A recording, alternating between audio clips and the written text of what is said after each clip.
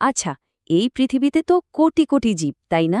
কিন্তু বিজ্ঞানীরা কিভাবে এই বিশাল বৈচিত্র্যকে একটা গোছানো সিস্টেমে নিয়ে আসেন? আজকের আলোচনায় আমরা জীবজগতের শ্রেণীবিন্যাসের সেই অসাধারণ গল্পটাই জানব। চলুন তাহলে শুরু করা যাক। একবার ভাবুন তো, লক্ষ লক্ষ প্রজাতির এই পৃথিবীতে যদি তাদের চেনার বা ডাকার কোনো ঠিকঠাক সিস্টেম না থাকতো, তাহলে কি একটা অবস্থা হতো? পুরো ব্যাপারটাই তো জগা খিচুড়ি হয়ে যেত। জীবজগৎকে ঠিকমতো বোঝার জন্য এটাই ছিল সবচেয়ে বড় চ্যালেঞ্জ, একটা কার্যকর ব্যবস্থা তৈরি করা।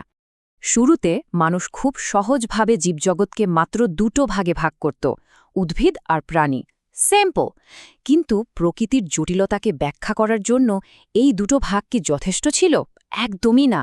আচ্ছা, ব্যাকটেরিয়া, ছত্রাক বা শৈবালের মতো জীবদেরকে তাহলে কোথায় রাখা হবে? এরা তো উদ্ভিদও না, আবার প্রাণীও না। ঠিক এই সমস্যার সমাধান করতেই একটা নতুন ধারণার দরকার হয়ে পড়েছিল। আর ঠিক এখানেই গল্পের নায়কের মতো এন্ট্রি নিলেন ক্যারোলাস লিনিয়াস, একজন সুইডিশ প্রকৃতিবিদ। তিনি সেই সময়ের শ্রেণীবিন্যাসের এলোমেলো পদ্ধতিতে একদমই সন্তুষ্ট ছিলেন না। তাই তিনি ঠিক করলেন পুরো জীবজগতের জন্য একটা সার্বজনীন বা ইউনিভার্সাল ফাইলিং সিস্টেম তৈরি করবেন। তার কাজ নিয়ে একটা বিখ্যাত কথা আছে, সৃষ্টিকর্তা সৃষ্টি করেছেন আর লিনিয়াস সেগুলোকে সাজিয়েছেন। ভাবা যায়, এই একটা কথাই কিন্তু তার কাজের বিশাল প্রভাবটা বুঝিয়ে দেয়। তিনি প্রথম জীববিজ্ঞানে একটা স্তরভিত্তিক বা হায়ারার্কিক্যাল সিস্টেম নিয়ে আসেন, যা প্রথমবারের মতো প্রকৃতির সবকিছুকে একটা নির্দিষ্ট ছকে ফেলে দিয়েছিল। লিনিয়াসের এই পদ্ধতিটা অনেকটা আমাদের চিঠির ঠিকানার মতো। ব্যাপারটা খুব মজার। যেমন ধরুন, দেশ, তারপর বিভাগ, তারপর জেলা, তারপর থানা, তারপর একেবারে বাড়ি নম্বর। এভাবে আমরা একটা নির্দিষ্ট ঠিকানায় পৌঁছে যাই, তাই না? ঠিক তেমনি রাজ্য থেকে শুরু করে প্রজাতি পর্যন্ত প্রত্যেকটা ধাপ আমাদের একটা নির্দিষ্ট জীবের কাছে নিয়ে যায়, আর প্রত্যেকটা ধাপ আগেরটার চেয়ে আরও বেশি স্পেসিফিক। কিন্তু বিজ্ঞান তো আর এক জায়গায় থেমে থাকে না, তাই না? সময়ের সাথে সাথে নতুন নতুন আবিষ্কার হতে থাকে। বিশেষ করে যখন কোষ আর জেনেটিক্স নিয়ে আমাদের জ্ঞান বাড়ল, তখন তো জীবজগৎকে দেখার দৃষ্টিভঙ্গিটাই পুরো পাল্টে গেল। আর স্বাভাবিকভাবেই লিনিয়াসের সিস্টেমটাকেও সময়ের সাথে সাথে আরও আধুনিক করে তোলার দরকার পড়ল। এই টাইমলাইনটা দেখলে বোঝা যায় আমাদের জ্ঞান যত বেড়েছে, ক্লাসিফিকেশন সিস্টেমও তত উন্নত হয়েছে। দেখুন, লিনিয়াসের পর এলেন হুইটেকার। তিনি কোষের গঠন আর পুষ্টির পদ্ধতির ওপর ভিত্তি করে পুরো জীবজগৎকে 5টা রাজ্যে ভাগ করলেন। এরও পরে লিন মার্গিউরিস কোষের আরও গভীরে গিয়ে একেবারে মূল গঠন নিয়ে কাজ করে জীবজগৎকে দুটো সুপার কিংডমে ভাগ করার প্রস্তাব দেন। এখন প্রশ্ন হল, এই সুপার কিংডমগুলোর মধ্যে মূল পার্থক্যটা কোথায়? আসলে পুরো ব্যাপারটা নিউক্লিয়াসকে ঘিরে। সুপার কিংডম দুটো হল প্রোক্যারিওটা আর ইউক্যারিওটা। খুবই সহজ।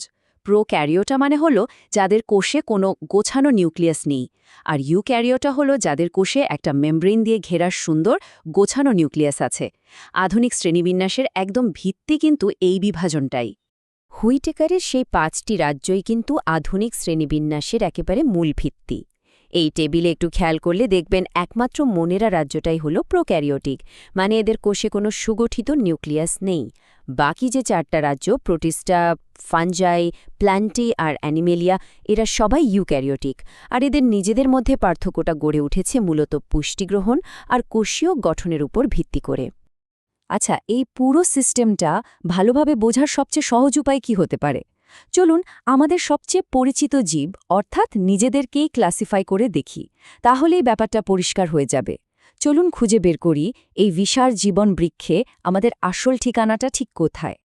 তো একদম শুরু করা যাক রাজ্য বা কিংডম থেকে। আমরা হলাম অ্যানিমেলিয়া রাজ্যের সদস্য। কেন? কারণ আমরা নিজের খাবার নিজে তৈরি করতে পারি না, খাদ্যের জন্য অন্যের ওপর নির্ভর করি, আর আমাদের শরীরে আছে জটিল টিস্যু সিস্টেম। রাজ্যের পরের ধাপ হল পর্ব বা ফাইলাম। আমরা করডাটা পর্বের প্রাণী, কারণ আমাদের জীবনের একটা পর্যায়ে, বিশেষ করে ভ্রূণ অবস্থায়, নোটোকর্ড নামের একটা দণ্ডের মতো গঠন থাকে। এই নোটোকর্ডই পরে আমাদের মেরুদণ্ডে পরিণত হয়। এরপর আসি ক্লাস বা শ্রেণীতে। আমাদের শরীরে লোম বা চুল আছে, আর আমরা সন্তানদের দুধ পান করিয়ে বড় করি। এই বৈশিষ্ট্যগুলোর জন্যই আমরা ম্যামালিয়া বা স্তন্যপায়ী শ্রেণীর অন্তর্ভুক্ত।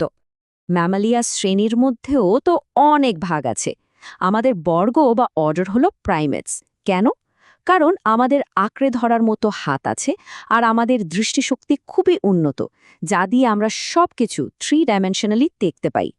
প্রাইমেটসদের মধ্যে আবার আমাদের গোত্র বা ফ্যামিলি হলো হোমিনিডি, কারণ শিম্পাঞ্জি, গরিলা, ওরাংওটানের মতো গ্রেট এপসদের সাথে আমাদের শারীরিক এবং আচরণগত অনেক মিল রয়েছে।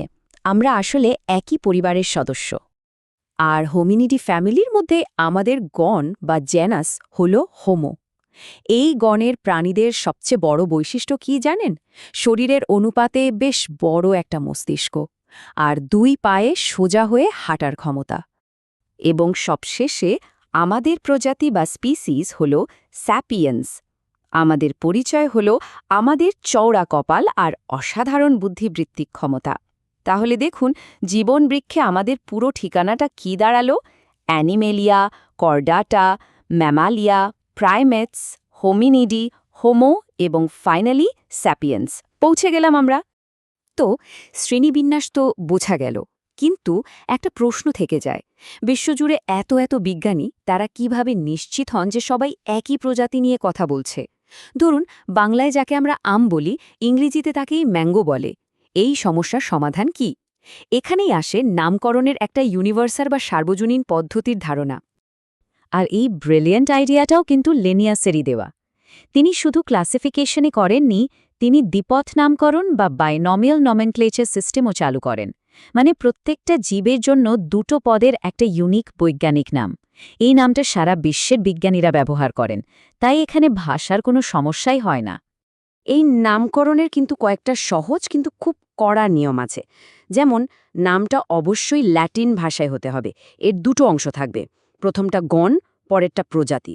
গণের নামের প্রথম অক্ষরটা সবসময় ক্যাপিটাল লেটার হবে আর প্রজাতির নামটা হবে স্মল লেটারে।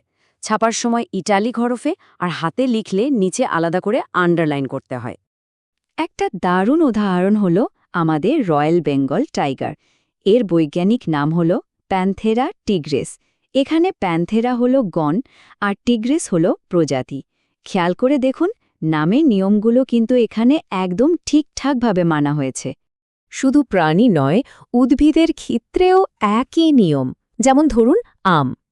আমের বৈজ্ঞানিক নাম হল ম্যাঙ্গিফেরা ইন্ডিকা।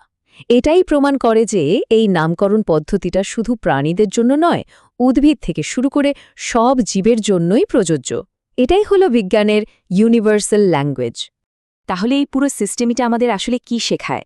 শ্রেণীবিন্যাস কিন্তু শুধু জীবদেরকে কতগুলো আলাদা আলাদা বাক্সে ভরে রাখার কোনো বোরিং পদ্ধতি নয়, বরং এটা আমাদের সামনে জীবনের একটা বিশাল বৃক্ষ বা ট্রি অফ লাইফকে তুলে ধরে।